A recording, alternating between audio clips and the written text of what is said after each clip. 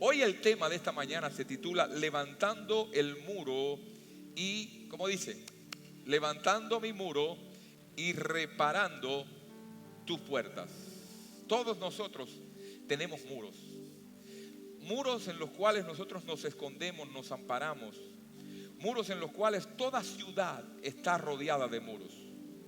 En los tiempos antiguos, una ciudad próspera estaba rodeada de muros, porque esos muros representaban la capacidad que tenía esa ciudad para sobreprotegerse del enemigo que venía. Cuando el enemigo venía, lo primero que hacía es derribar el muro. Cuando el enemigo viene contra tu casa, lo primero que hace es derribar el muro y después te ataca a ti. ¿Está conmigo? Entonces tú y yo somos rodeados y levantamos muros en los cuales hay muros que usted necesita darse cuenta. Jerusalén estaba rodeada de muros. Mire, yo le voy a decir algo que usted tiene que entender.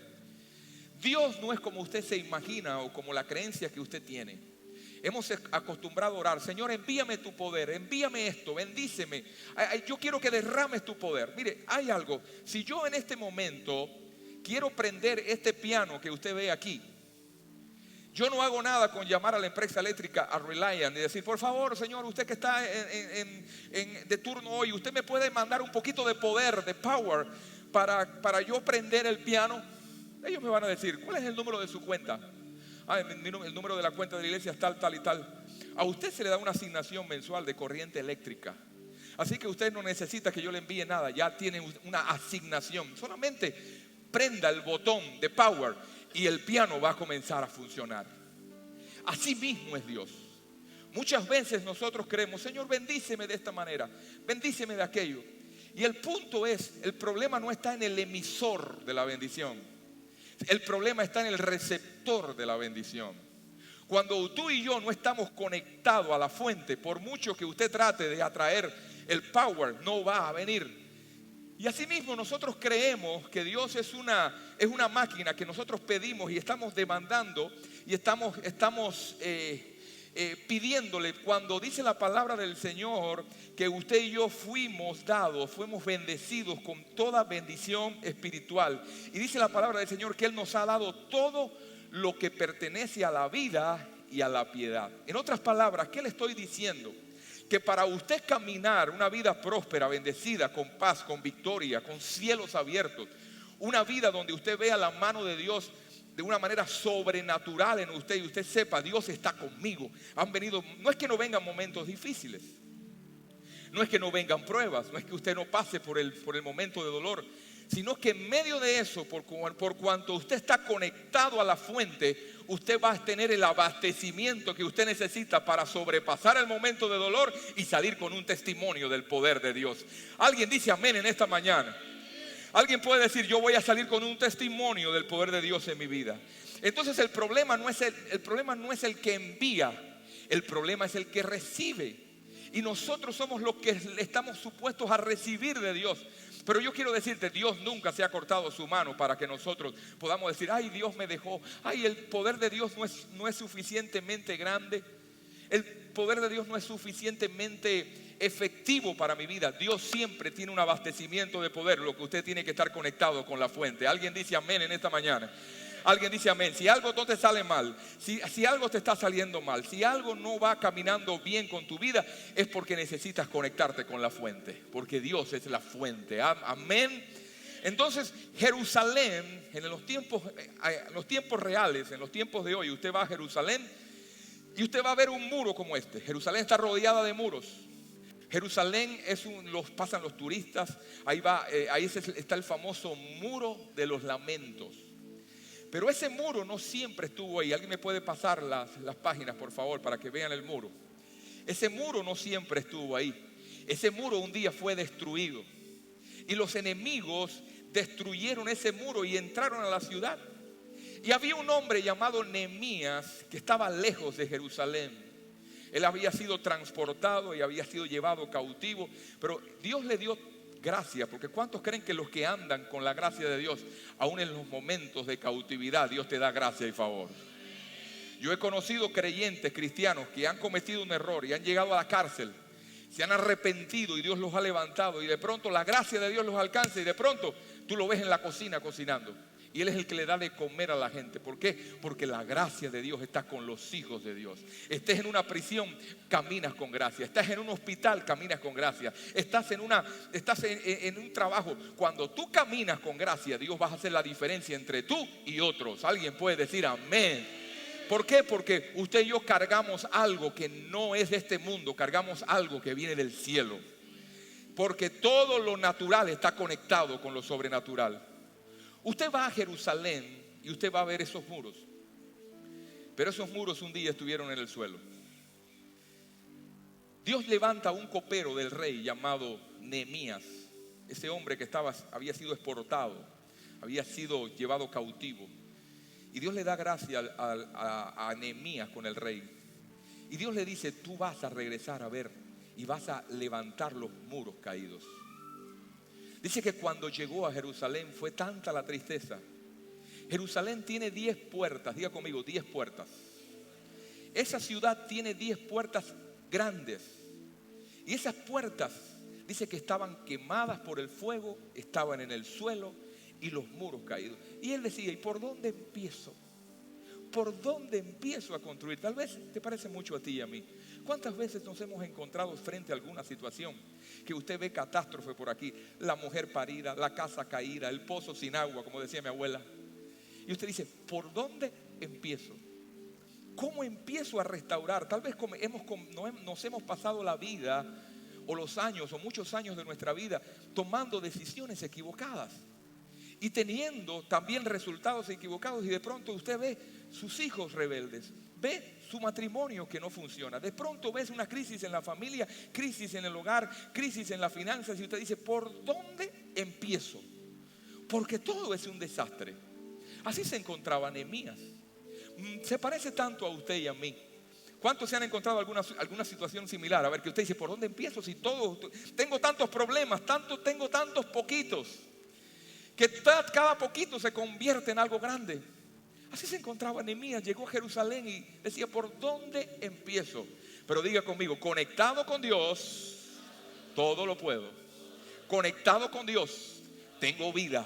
Conectado con Dios, tengo autoridad. Dígalo, conectado con Dios, tengo salida para cada una de mis crisis. Y entonces Nehemías recibe ese mandato y sale hacia Jerusalén. Cuando llega se encuentra así.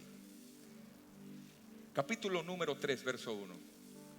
Lo primero que hace Nehemías es decir, voy a comenzar por las puertas. Levanta el muro y sigue hacia las puertas. Las puertas estaban quemadas.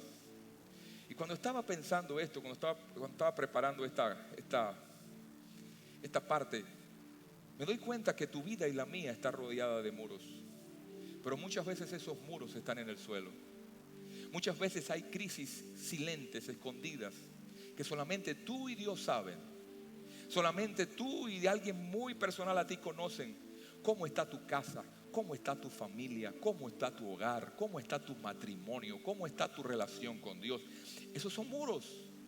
Cuando uno tiene un matrimonio fuerte, uno puede enfrentar cualquier crisis porque hay una unión entre el hombre y la mujer. Y viene el problema y usted dice, mi amor, juntos vamos a sacar adelante esto.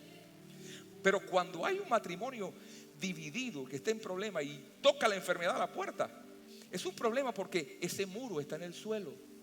Cuando usted tiene un muro en el suelo y una puerta quemada, es difícil pelear batallas. Es difícil mirar el futuro con optimismo.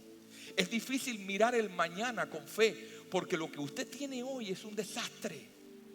Y el Señor me mostraba y me decía, hay mucha gente que van a estar escuchando este mensaje, se sienten como si sus muros están caídos, pero yo les voy a levantar el muro y ellos van a aprender a levantar sus muros y a levantar las puertas.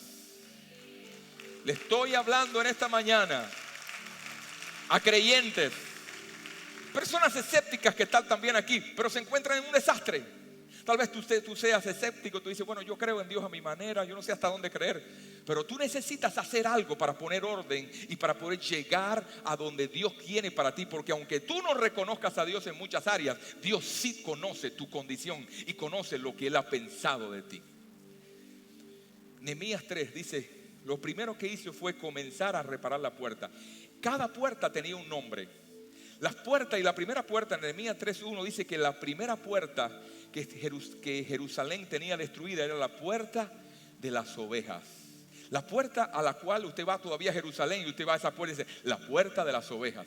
Ya no está destruida, está construida. Pero cuando usted entra a Jerusalén y ve la puerta de las ovejas, dice, entonces se levantó el sumo sacerdote Eliasab con sus hermanos los sacerdotes y edificaron puerta de las ovejas. Ellos arreglaron, levantaron sus puertas hasta que la torre de Jamea y edificaron hasta la torre de Hananel. ¿Qué significa esto? ¿Qué era la puerta de las ovejas? La puerta de las ovejas es por donde ellos, usted sabe que antes de Cristo, el pueblo de Israel, la gente que no había recibido el Mesías, ellos se comunicaban con Dios y atraían la presencia de Dios a través de sacrificios. Ellos mataban una ovejita que tipificaba el futuro Mesías, el futuro Cordero que iba a morir en una cruz, iba a derramar sangre. Pero ellos proféticamente, ellos derramaban y hacían ese acto que tipificaba el nacimiento y la muerte del Mesías, porque ellos estaban declarando algo y estaban activando algo en lo espiritual. Cuando ellos hacían esto, todo el pueblo se reunía a ver lo que era el sacrificio. Y así mismo se comunicaban con Dios a través de un holocausto que se levantaba. Y pensando y preparando esto, el Señor me decía, mucha gente ha perdido victoria en su vida. Muchos creyentes del siglo XXI, gente que conoce a Dios, gente que ha tenido relación con Dios, gente que ha conocido a Dios, cuando el enemigo ve que no puede detenerte, que tú vengas a una iglesia a recibir, entonces va a intentar romper la puerta de tu sacrificio. Usted y yo no tenemos que derramar sangre ni con una vaca, ni con un ternero, ni con una gallina. Pero la iglesia es llamada a ofrecer sacrificios. ¿Qué sacrificios, pastor? Alabanza, adoración, oración, ofrenda. Esos son sacrificios que le envían un mensaje a Dios diciendo, yo confío en ti, yo tengo una demanda puesta al cielo y tú vas a hacer algo porque yo soy tu hijo. Donde quiera que hay sacrificio hay una actividad espiritual. Una iglesia que pierda la actividad espiritual es una iglesia que muere. Un creyente que pierda el sacrificio es un creyente que muere. Hoy en día podemos decir que el sacrificio mayor lo tuvo Jesucristo en la cruz del Calvario. Esa es la victoria más grande de la iglesia. Que Jesucristo murió en una cruz, pero que Jesucristo resucitó. ¿Cuánto le dan gracias a Dios? Porque el Dios nuestro no está muerto, Él está vivo. Entonces, ¿qué es lo que estamos viendo hoy en día? Estamos viendo muchos círculos donde supuestamente se llaman cristianos y dicen, no importa, el problema, el asunto es creer en Dios. No importa que Dios sea. Tú tienes un Dios, póngale el nombre que tú quieres, tú eres mi hermano, vengamos, compartamos juntos. Yo quiero decirle, mucha gente por tal de no ofender a su audiencia, comienzan a decir, no importa el Dios que tú tengas, todos somos humanos, todos somos cristianos, todos somos hijos de Dios. Yo quiero decirle, el único sacrificio que tiene valor y que activa el mundo espiritual fue el sacrificio de la cruz. Y que si no es a través de la sangre de Cristo y a través de la cruz, usted y yo no podemos alcanzar salvación. Entonces hoy se ha hecho muy genérico el tema de relacionarse con Dios. ¿Tú crees en Dios? Bueno, mi Dios es el palo que tengo en el patio de la casa. No importa, somos hermanos. Yo quiero decirte, donde no hay sangre, no hay remisión de pecado. Y el único que yo sepa que derramó sangre en la cruz del Calvario fue Jesucristo. No fue ni Mahoma, no fue Buda, no fue el filósofo, no fue aquel, no fue el otro. El que derramó sangre, y cuando hay sangre derramada hay una actividad espiritual. ¿Por qué usted cree que los brujos, cuando usted va a un brujo, le dice, tráeme una gallinita pinta? Y cuando usted se la trae, le cortan la cabeza y derraman sangre. ¿Por qué usted cree? Por cuestión de religión. No, es que siempre que hay derramamiento de sangre hay una actividad espiritual. Pero en este caso no es una actividad espiritual que pertenezca a Dios. Esta actividad espiritual pertenece a los demonios. Y hay muchos de ustedes o algunos de ustedes, no sé, no conozco su vida, que un día hicieron ese derramamiento de sangre porque un brujo te dijo, tienes que tatuarte la espalda con sangre y tienes que comer y tomarte aquello. Y por eso muchas de tus situaciones están estancadas. Porque lejos de traerte bendición, te ha traído maldición. Lejos de traerte puertas abiertas, alguien en tu generación abrió una puerta de sacrificio, pero no entró por la puerta correcta. Y yo quiero decirte, ¿qué es el sacrificio en la iglesia? El sacrificio para la iglesia es la alabanza, la adoración. Cuando usted está en una crisis y usted se levanta a adorar al Señor y usted dice, Señor, yo no entiendo por qué, pero yo sé que voy a pasar al otro lado y que tú te vas a levantar por mí y que tú eres mi Dios y que tú en tu nombre voy a edificar los muros de mi generación. En estos días estaba escuchando una estadística donde decían que el porciento y las estadísticas de divorcio de la iglesia, de la gente dentro de la iglesia y la gente fuera de la iglesia era la misma, casi la misma. Me llamó la atención y cuando comencé a googlear y a profundizar me di cuenta que el que hizo estas estadísticas lo definió por la cantidad de gente que va un domingo a la iglesia, no la cantidad de gente conectada con Dios. Cuando hicieron y rehicieron esas estadísticas, no solamente con el bulto que llega un domingo, un miércoles, me estoy hablando a nivel internacional. Hicieron esas estadísticas y segmentaron bien y buscaron y dijeron, no solamente son los que van a la iglesia, son los que están conectados con Dios. Mire, el nivel de divorcio de las estadísticas disminuyó a un 0.00%, porque todo lo que está conectado con Dios no muere, porque tiene vida. Y cuando viene la crisis en el matrimonio, como estás conectado con el mero, vas a sacar adelante tu matrimonio y vas a sacar adelante a tus hijos. Entonces, mire lo que decía estas estadísticas. ¿Cómo se sabe que una persona está conectada con Dios? Cuando al menos 4 veces por semana esa familia se reúne como familia y dan sacrificio a Dios. Hay alabanza, hay adoración, hay oración y hay ofrenda. Cuando hay alabanza, adoración en una familia, esa familia es protegida. Cuando tú acostumbras a reunirte con tus hijos, con tus nietos, con tu familia y decir, muchachos, hoy es el día del Señor, vamos a honrarle a Él porque todo lo que tenemos viene de Él y Él es nuestro jefe, Él es nuestro boss, Él es el mero, todo lo que tú tienes ha sido dado por Dios. Tú comienzas a poner límites en tu generación y vas a decir, ya mi relación con Dios no va a estar basada en que si esto es pecado o no es pecado, va a estar basada qué glorifica a Dios y qué no glorifica a Dios. Estos son otros términos diferentes, porque hay cosas que no son pecado pero no glorifican a Dios. Algunos novios se preguntan, ay pastor, ¿hasta dónde puedo tocar a mi novia que no sea pecado? ¿Hasta el brazo? ¿Hasta el hombro? Yo quiero decirle esto, el problema no es ese. El problema es, ¿qué yo hago que glorifica a Dios y qué yo no hago que no glorifica a Dios? Eso es más que pecado y menos que pecado. Se llama esto vivir una vida agradable a Dios. Cuando tu vida es agradable a Dios, dice la Biblia, aún a tus enemigos los hace estar en paz contigo. Dice, cuando la vida de un hombre es agradable a los ojos de Dios, aún a tus enemigos, a los que te persiguen, a los que te maldicen, dice, Dios les hace estar en paz contigo. Te querrán comer, te querrán destruir, pero no podrán porque estás rodeado de un escudo, estás rodeado de puertas. Cuando para el sacrificio en una familia, para la bendición. Entonces, bienaventurados los que hoy pudieron levantar sus manos y decir, gracias Señor, tú eres fiel.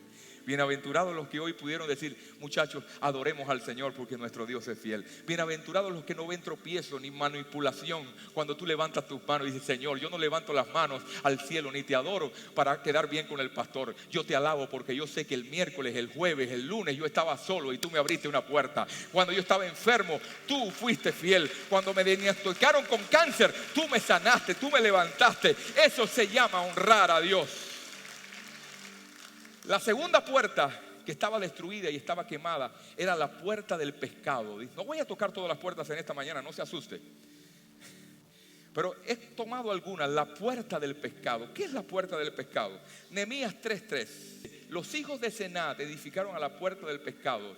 Ellos la enmaderaron, levantaron sus puertas y con sus cerraduras y sus cerrojos. Si usted se da cuenta, Nehemías le comisiona levantar las puertas por familia. Le dijo: a ti, familia García, te va a tocar la puerta del pescado. A ti, familia López, te va a tocar restaurar las puertas de las ovejas. Y cada uno de nosotros tenemos puertas que han sido derribadas. La palabra del Señor dice que el reino de los cielos es como una gran red que toma todo tipo de peces. Dice, luego de tomar los peces los separa, y así mismo es aquellos que son llamados por Dios con un propósito.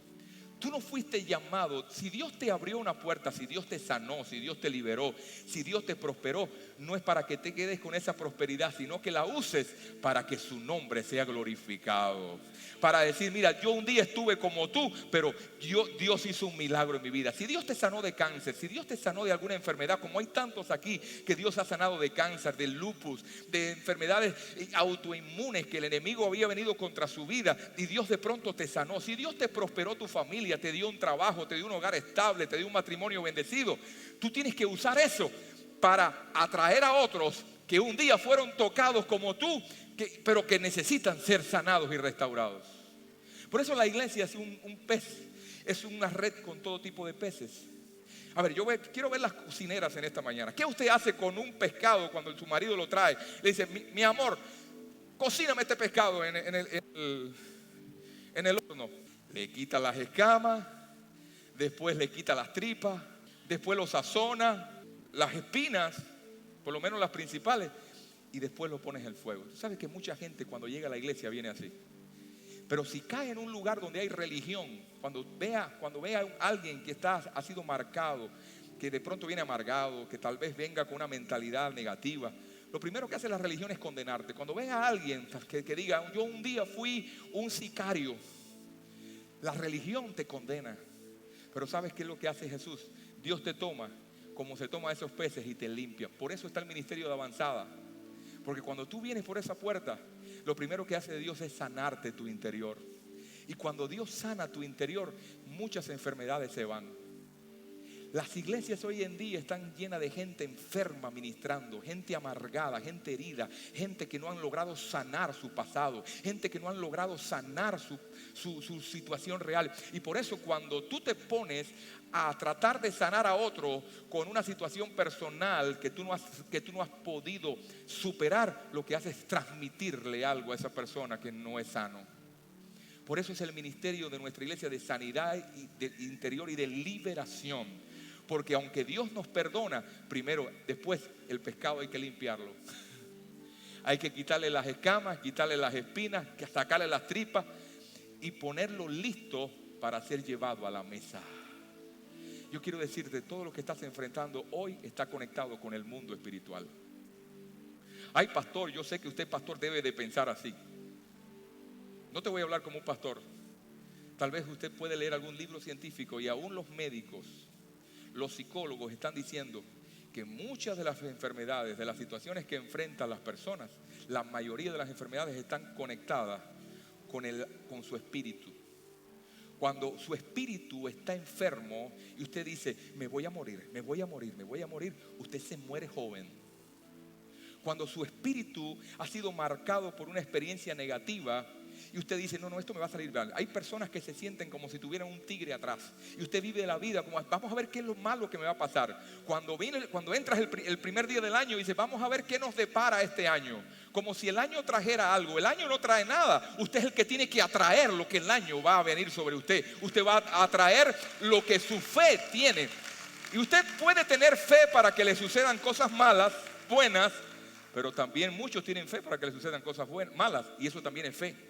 Usted dice, mi matrimonio va a ser un desastre. Vamos a ver cómo voy a enfrentar esto, porque mi marido, el que tenía antes, es un desastre. Ahora este nuevo que tengo es otro desastre. Y usted va migrando de relación en relación, porque el pobre infeliz está recogiendo los frutos de lo que el otro hizo.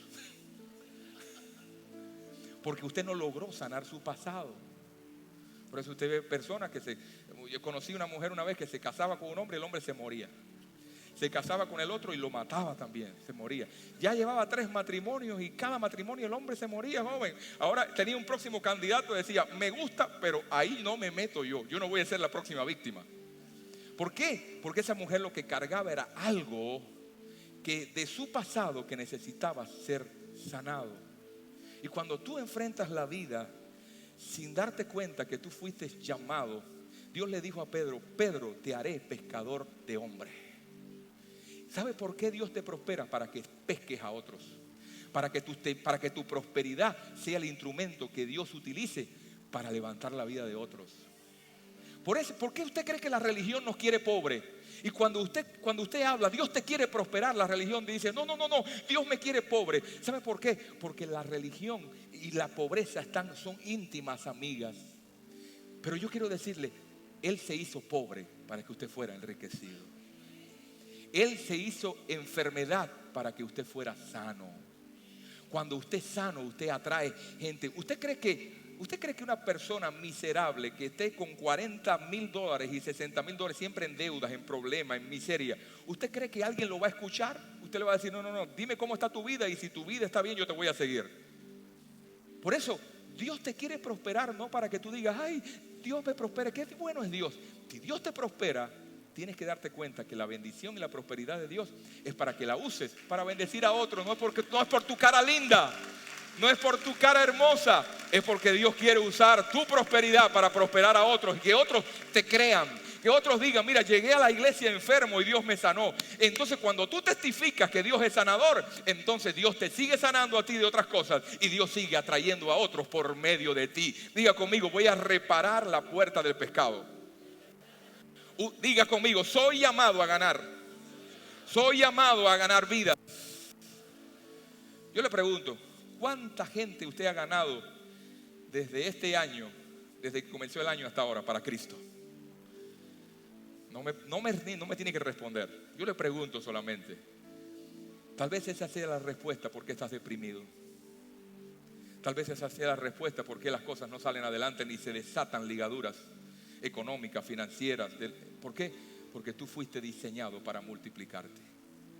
El primer timbre de la voz de Dios que escuchó el hombre, ¿sabe cuál fue? Cuando usted escucha una voz por primera vez, usted no se le olvida esa voz. ¿Sabe cuál fue el primer timbre de la voz de Dios que Dios le dijo al hombre? Le dijo, fructificaos, multiplíquense. Todo lo que ustedes toquen será bendecido.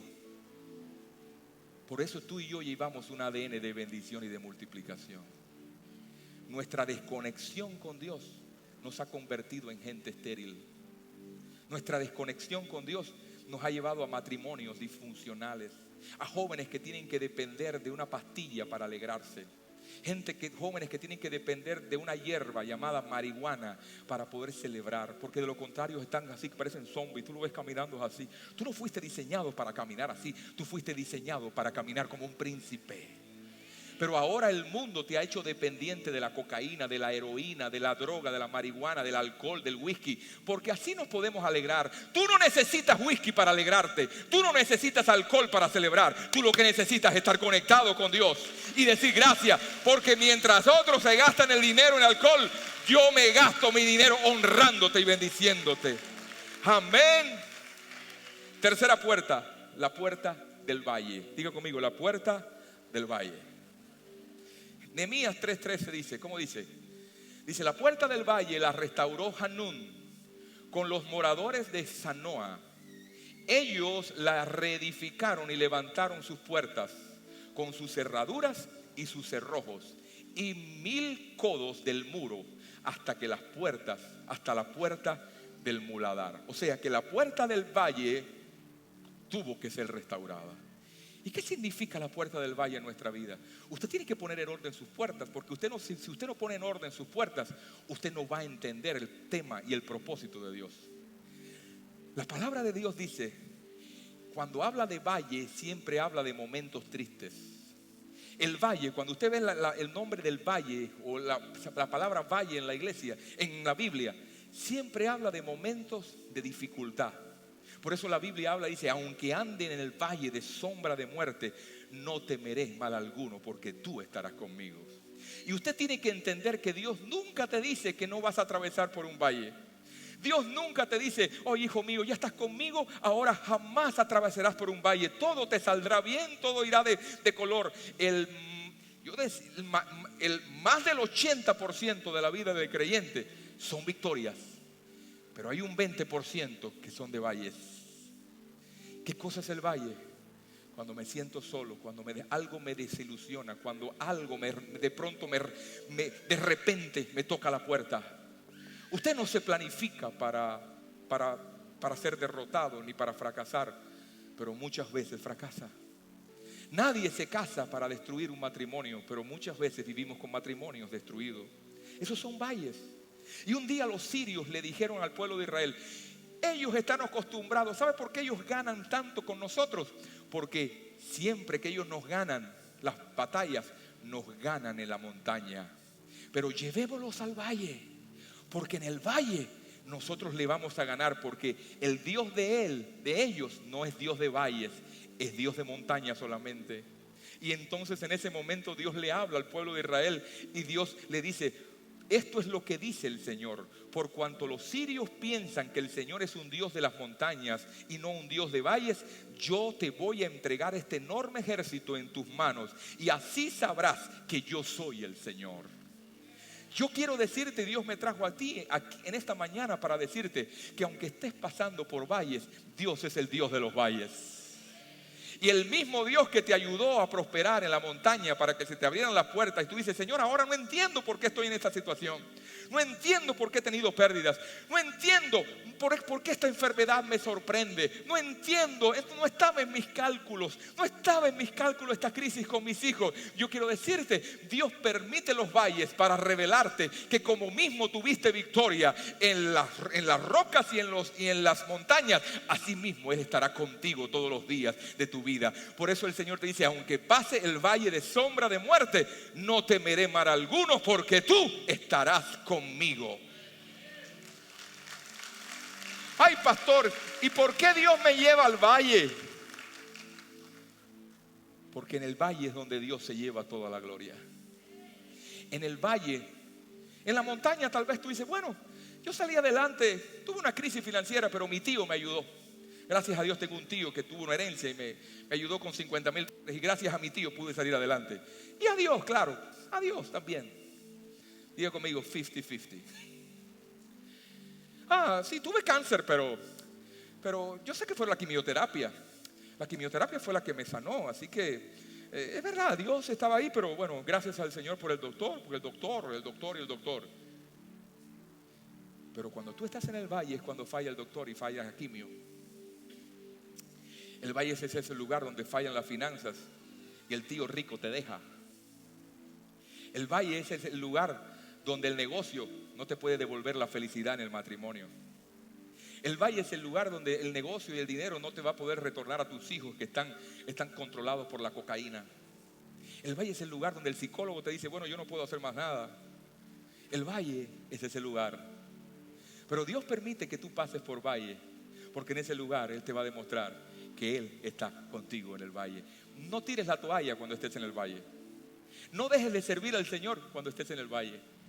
No dejes de diezmar y de honrar cuando estés en el valle de las finanzas secas. No dejes de honrar al Señor con tu adoración y tu alabanza cuando te llegue la hora mala. Sigue adorándolo, sigue bendiciéndole. Dile, Señor, yo no sé cómo voy a salir del valle, pero como mismo un día me sacaste de hace unos años atrás de un valle, me vas a sacar de este. Mi esposa y yo tenemos un lema en la vida. Decimos, las victorias del ayer son las fortalezas para las pruebas del presente. Porque cuando viene una prueba en el valle de hoy, nosotros pensamos, hace 10 años tuvimos una crisis similar y Dios nos levantó con mano fuerte. Así que en esta también nos va a levantar. Qué lindo es saber esto. Usted tiene que, lo único que usted puede hacer con su pasado, no es para que el enemigo te condene por el pasado. El pasado Dios lo usa para que tú lo tomes como una referencia diciendo, Dios fue fiel conmigo ayer, así que hoy lo va a hacer. Alguien puede decir, gracias Señor. Entonces, en el momento de valle, no dejes de hacer lo que eres llamado a hacer. Muchos de ustedes o muchos de nosotros nos hemos cansado en el momento de la tribulación. Decimos, bueno, yo creo que me equivoqué, ya Dios no está conmigo. Sigue haciéndole, porque ese es el lugar del valle. Sigue honrando al Señor, porque en el valle Dios sigue siendo fiel. La puerta del muladar. Esa es otra puerta. Es la puerta que se usaba en Jerusalén para sacar la basura de la ciudad. La puerta del muladar es la puerta que se usaba para sacar todos los desechos que tenía la ciudad. El pueblo de Israel tenía que sacar la basura de una puerta por esa puerta. Tienes que aprender a quitar en tu vida lo que te estorba. Y cuando tú logras reparar esa puerta, vas a poder conservar las bendiciones de Dios en tu vida. Dios muchas veces nos bendice, pero cargamos con lastres, cargamos con situaciones. Abraham tuvo que deshacerse de Lot, porque yo sé que era el sobrino o el primo todavía la Biblia no define qué cosa era Lot de Abraham, pero era alguien allegado a él. Pero Lot tenía un mensaje y una visión y una cosmovisión muy diferente a Abraham. Y usted tiene que aprender que en los momentos en que Dios te quiere llevar a una nueva temporada, tú tienes que sacar toda la basura que te estorba, esas relaciones que te drenan la fe, esas relaciones que comienzan a sembrar duda y temor, relaciones que antes tenías y que te fueron de mucha bendición. Llega el momento que vas a tener que cortar con ellas. Le vas a tener que decir adiós, bye bye. Te amo, pero no me convienes. Te amo, pero no fui llamado a caminar contigo. Empiezas a discernir que son las zorras pequeñas las que minan el huerto. Estamos en tiempos en que todo el mundo habla de detox. Ay, te sientes, hazte un detox del hígado. El detox, las mujeres son muy importantes. Esa palabra, el detox. Usted ve a la gente comiendo sano, jugos de fruta, jugos de vegetales. Está bien eso.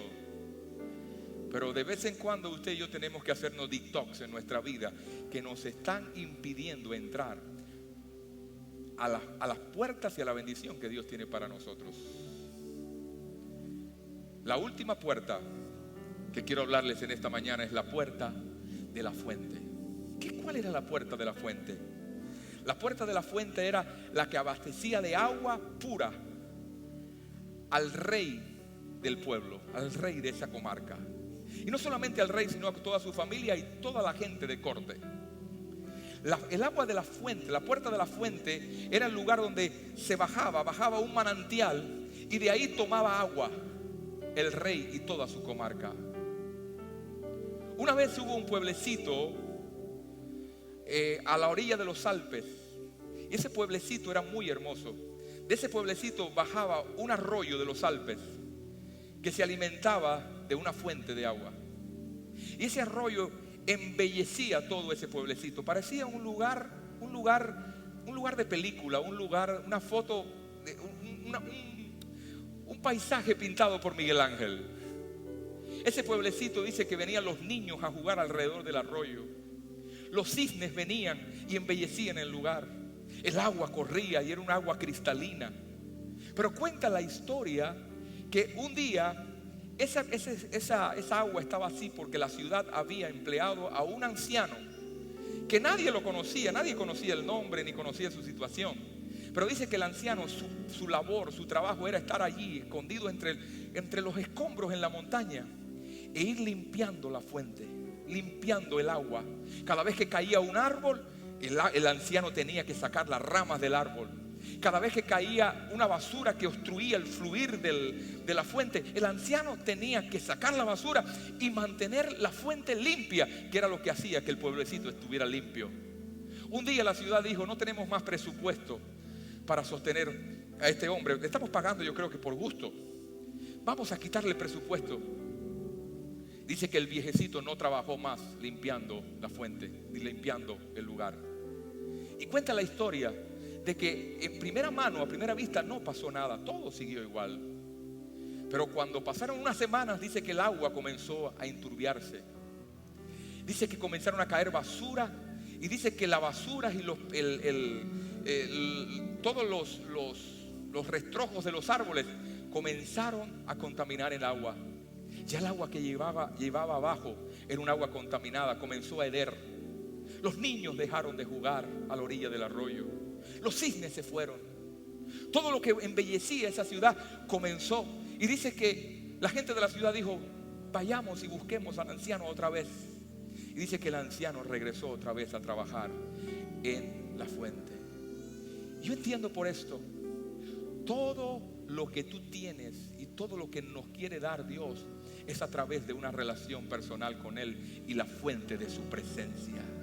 Dice la palabra del Señor que el que cree en Él, dice que de su interior fluirán ríos de agua viva. Entonces cada vez que tú te das cuenta que eres llamado por Dios, tú vas a sentir algo que no eres tú, algo que está dentro de ti, y es la fuente de vida que Dios tiene para ti, que Dios tiene en ti. Cuando tú estás enfrentando una prueba y te sientes débil, tienes que saber: Dios está dentro de mí, el que está conmigo es mayor que el que está en el mundo. Pero cuando la fuente se pone turbia y dejas de sentir esas palomitas en el estómago como cuando estabas enamorado, ya vienes a la iglesia y no sientes nada. Ya sirves y es como si estuvieras cumpliendo una labor más. Y haces de tu relación con Dios una tradición y por ende se convierte en una religión. De ahí nace a lo que yo digo los religiosos evangélicos. Porque estamos haciendo de una experiencia sobrenatural, que es el poder del evangelio, en una religión. ¿Cómo se convierte el evangelio en una religión evangélica? Cuando usted y yo dejamos de limpiar la fuente. Cuando tu fuente es estorbada por escombros, cuando tu fuente es estorbada por tanta basura, llega el momento que se vuelve turbia el agua, y eso es la religión. La religión te hace apestoso. Una vida religiosa te hace una vida que por dentro estás lindo, pero por dentro hiedes. Una persona que carga una experiencia religiosa es una persona digna de lástima, porque un día tal vez cargaste una relación con un Dios sobrenatural, pero eso se convirtió en una tradición y en muerte para tu vida. Tú tienes que estar limpiando el agua, porque el evangelio, el poder de Dios no aburre, Él no cambia, Él siempre tiene algo nuevo para nosotros. Cuando una iglesia pierde el avivamiento es porque paró la revelación del fluir de la fuente del agua viva.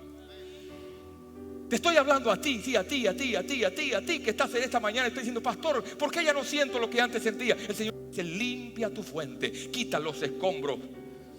Porque cuando te conviertas en religioso va a hacer que la gente huya de ti. Nadie quiere religión. La gente le tiene miedo a los religiosos porque son peores que los inconversos. El religioso es peor que el que no tiene a Cristo. Porque el religioso es igual que un hombre que conoció la verdad y dice: se acostumbró y hizo de su experiencia una religión. Pero cuando tú tienes la fuente, tú vas a estar cuidando la fuente. Vamos a leer por último ese versículo acerca de la fuente, la puerta de la fuente, Nehemías 3:15. Mire a quién se le dio la responsabilidad de esta tarea. Nehemías 3:15. Salum, hijo de Colhose, gobernador de la región de Mixpa, restauró la puerta de la fuente. Él la reedificó, la enmaderó y levantó sus puertas, sus cerraduras y sus cerrojos, y el muro del estanque de Siloé hacia el huerto del rey. ¿Qué querrá Dios decirme con esto? Cuando Dios dice que toma, Nehemías llama al gobernador de la región. ¿Quién es el gobernador de tu región? El hombre. Si tú, varón, tú no estás supuesto a que seas la mujer quien tenga la autoridad espiritual en tu casa. La autoridad espiritual la llevas tú. Tú eres el que tienes que limpiar la fuente. Tú eres el que tienes que levantarte por la mañana y quitar los escombros, porque hay escombros de duda, de temor, de eventos del pasado que un día te marcaron. Tal vez algunos hombres puedan decir: pastor, yo vengo de un hogar donde mi mamá era había un matriarcado en el hogar, y por eso yo no estoy acostumbrado a tomar la autoridad espiritual en mi casa, porque mi mamá lo hacía. Yo veía a mis papás que mi mamá llevaba la contabilidad del hogar, mi mamá llevaba las decisiones de la casa, mi mamá lo hacía todo. Mi mamá era la que llevaba a los niños a la iglesia. You are wrong. Tú necesitas poner orden para que la bendición de Dios fluya en la casa. Tu esposa no es la que está supuesta a decir, muchachos, vamos a la iglesia. Tú eres el que está supuesto a sacar los escombros de tu generación. Muchas veces nosotros venimos de generaciones destruidas. Y la palabra dice que a ese tipo de gente Dios le llamará restaurador de muros y el que levanta los escombros de muchas de sus generaciones. Le estoy hablando a hombres que están aquí en esta mañana, que usted dice, tal vez mi hogar fue un hogar disfuncional cuando era niño. Yo veía a mi padre llegar borracho, pegarle a mi mamá. Tal vez veías a tus abuelos siendo un mujeriego. Yo quiero decirle, usted necesita limpiar la fuente para que tus hijos no tengan que cargar con la misma experiencia que tú viviste cuando eras niño. Y solamente el poder de Dios te va a poder ayudar a trascender en esa área. Tal vez muchos de ustedes vienen de familias con una distorsión en el área de la sexualidad. Tal vez desde niño te llevaron a un prostíbulo para hacerte hombre. Te dijeron, tú necesitas ser hombre, así que acuéstate con la primera mujer. Y hasta te pagaron ese servicio. Alguien de tu hogar. Y por eso hay una distorsión en el área de la sexualidad en tu casa. Tal vez fuiste abusado. Tal vez fuiste menospreciado. Tal vez muchas de las cosas que estás viviendo hoy, que vives en secreto, pero con puertas destruidas, con muros en el suelo. Y el Señor te está diciendo, tú eres llamado a restaurar tu generación. No solamente por ti, sino por la vida de tus hijos y de tus nietos, que no pueden encontrar una generación con escombros, porque Dios te ha llamado a ser un reparador y restaurador de escombros. Yo sé que este mensaje no es muy cómodo para muchos acá, pero Dios me llamó a mí a decírtelo, porque Dios quiere levantar una generación sana, no una generación de religiosos, no una relación de gente de tradición. Dios quiere levantar una mega iglesia frente a un mundo que enfrenta eventos megas donde tu vida y la mía están en peligros. Se requiere de un hombre que se levante y diga, en el nombre de Jesús, esta enfermedad no va a tocar mi casa. Se requiere de un hombre que diga, el alcoholismo no va a volver a golpear a mi generación. Tal vez muchos de ustedes vengan de hogares así. Yo no estoy aquí para culparles ni para hacerles sentir. No. Estoy aquí para decirte que cargas una responsabilidad. Cargas una responsabilidad de cambiar el destino de tu hogar. Porque sin darte cuenta, tú has sido víctima de tu generación pasada. Mis abuelos. ¿Quién era mi abuelo? Mi abuelo fue un hombre que tenía un vicio descontrolado por jugar el póker. De esa generación yo vengo. Hizo a mi abuela infeliz. Mi abuela triste, se enfermó de los nervios. Viendo a mi abuelo llegar a altas horas de la noche, no sabía ni con quién andaba, ni a dónde iba. Ya en sus últimos años, por la gracia de Dios, ese hombre recibió a Cristo. Pero ese hogar fue una destrucción, un martirio. ¿Por qué? Porque fue un hombre atado a un juego ilegal, un juego donde las finanzas se iban, donde el enemigo golpeaba a nuestra generación, hasta que el evangelio de Jesucristo llegó a las puertas de mis padres y ellos comenzaron a restaurar los muros caídos que habían en generaciones pasadas. Pero si ellos no hubieran hecho esto, yo no estuviera aquí hablándoles hoy. Yo veía a mi nieto en estos días jugando con juguetes que yo nunca tuve, disfrutando de viajes que yo nunca tuve, disfrutando de alimentos que yo nunca comí cuando tenía su edad, teniendo privilegios que yo nunca los tuve cuando tenía su misma edad. Yo le decía, gracias al Señor. ¿Sabes qué Dios me dijo? Me dijo, ¿sabes por qué? Porque tu generación, tú has levantado tu generación no desde abajo, la has levantado de encima de tus lomos. Porque las victorias que tú ganaste, ellos no tienen que volverlas a pelear, porque ya tú las ganaste. Ustedes han sido fieles. Ustedes me han honrado. Ustedes han caminado. Por eso tu generación no tiene que enfrentar la misma crisis que tú enfrentaste cuando eras un niño. ¿Por qué? Porque los hijos, dice la palabra del Señor que Dios le dijo a Abraham, de tus lomos levantaré a una generación. El lomo, ¿qué cosa es? Este lugar. O sea que los hijos, cuando nacen en un hogar funcional, en un hogar victorioso, no nacen desde el suelo, nacen de los lomos. Ya ellos están adelantados, ya ellos tienen batallas ganadas que tú ganaste. Por eso Dios te dice, limpia la fuente. Limpia la fuente. Limpia el fluir de mi espíritu en tu casa. Lo que abastece la fuente del Rey es el fluir del agua de la presencia del Señor. Por eso el Señor le dice: bebe del agua de mi palabra, bebe de mi presencia, bebe de lo que Dios tiene para ti. Y yo quiero decirte, hay una fuente, y esa fuente fluye, siempre ha estado fluyendo, y es la fuente de la salvación. Dice la palabra del Señor, dice la palabra del Señor, que sacarán con gozo aguas de la fuente de la salvación. ¿Qué significa eso, pastor? Es que cuando estés en problemas y en peligros, lo que te va a permitir sacar la provisión que Dios tiene para ti es el gozo del Señor, que es tu fortaleza. Y cuando tú caminas en gozo, vas a tener provisión para ti, para tu casa. Porque la mayoría de los hogares en América caminan en depresión. Los hijos caminan en depresión. Muchos de nuestros hijos han pensado suicidarse al menos una vez. Estadísticas. Al menos una vez han pensado atentar contra su vida. ¿Sabe por qué? Porque la fuente está turbia. Ya los niños se fueron del hogar. ¿Por qué es que los hijos no quieren saber de la iglesia? No es porque Dios falle, no es porque Dios no funcione, sino porque le estamos transmitiendo un mensaje errado de la iglesia, un mensaje equívoco de la iglesia. La iglesia no es un lugar de normas. La iglesia no es un lugar donde te prohibimos nada. A nadie de ustedes se le ha prohibido nada, ni a nadie se le prohibirá. Lo que yo estoy seguro es que cuando tú caminas con una relación personal con Dios, muchas de las cosas que están chuecas en tu vida comienzan a enderezarse. Y todo lo que está torcido, Dios lo endereza. Alguien puede decir amén en esta mañana. Alguien puede decir amén. Alguien puede decir: Señor, yo voy a reparar las puertas de mi... Esa es la razón por la cual vivimos en derrota. No es porque Dios haya fallado, no es porque necesitas estar conectado. Necesitas estar conectado con la fuente. En esta mañana yo quiero que usted baje su cabeza en ese lugar.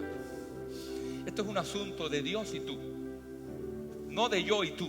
No, yo no puedo resolverte ningún problema, ni le puedo cambiar la vida a nadie. Yo solamente te apunto al lugar de la victoria. Yo solamente te apunto al lugar de tu bendición. Tú decides ir o no ir. Al final es una decisión muy personal. Pero en esta mañana yo quiero presentarte una fuente. Hay personas que están hoy aquí, pero están desconectadas de Dios. Tú has pensado que por estar conectado con una iglesia, eso te ha conectado con Dios, pero estás equivocado. La vida cristiana es una relación personal con Dios. Cuando tú clamas, Él te escucha. Cuando tú llamas, Él te responde. Tú tienes que aprender cada mañana a venir delante de su presencia. Tienes que hacer de tu vida un estilo de vida.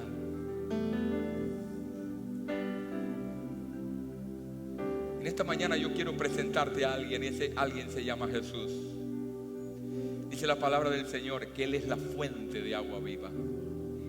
Dice: el que bebiere del agua que yo le daré, dice, no tendrá sed jamás. Y vivimos tiempos de sequía. La gente busca y se ampara en religiones, se ampara en conceptos, se ampara en programas de autoayuda. Si hay algo que está muy corriente allá afuera, es programas de autoayuda. Tú puedes, tú tienes, en ti está el poder, en ti está la autoridad. Yo quiero decirte, no está en ti, está en el que está dentro de ti. Pero si no tienes al que está dentro de ti, nunca podrás salir adelante, aunque tengas al mejor entrenador de autoayuda. Yo quiero hacerte un llamado especial en esta mañana. Antes voy a orar por ti. Por ti que te sientes con los muros en el suelo, con las puertas quemadas. Se paró el sacrificio. Ya en tu casa no se adora. En tu casa no se hace un altar familiar. Tus hijos no saben ni qué es eso. No saben ni qué es eso. De todas maneras, lo que necesitan ellos es estudiar y superarse. Un día lo van a entender, dirías tú. Pero yo quiero que entiendas en esta mañana, antes de estudiar y superarse, tus niños y tus hijos necesitan una relación sobrenatural con Dios. Pero antes que la tengan tus hijos, la necesitas tú.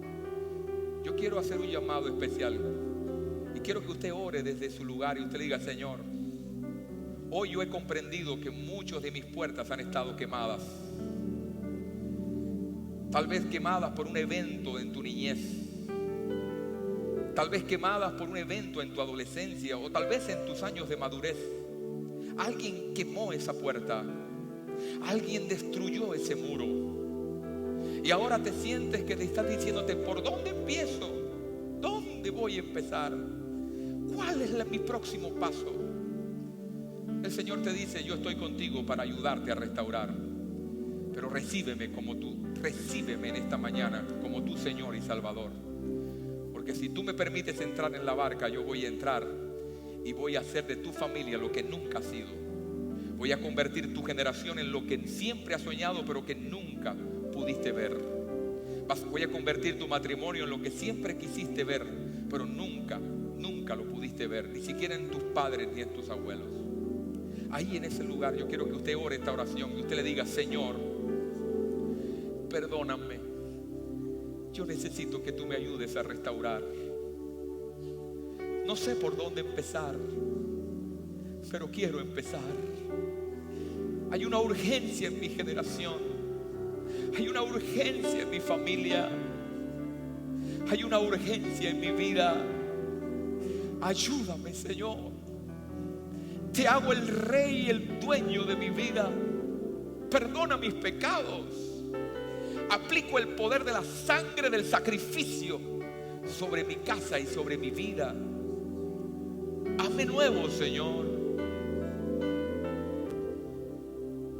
Cámbiame, porque solo no puedo. En el nombre de Jesús. Dígalo conmigo otra vez en voz alta: en el nombre de Jesús. Dígalo otra vez: en el nombre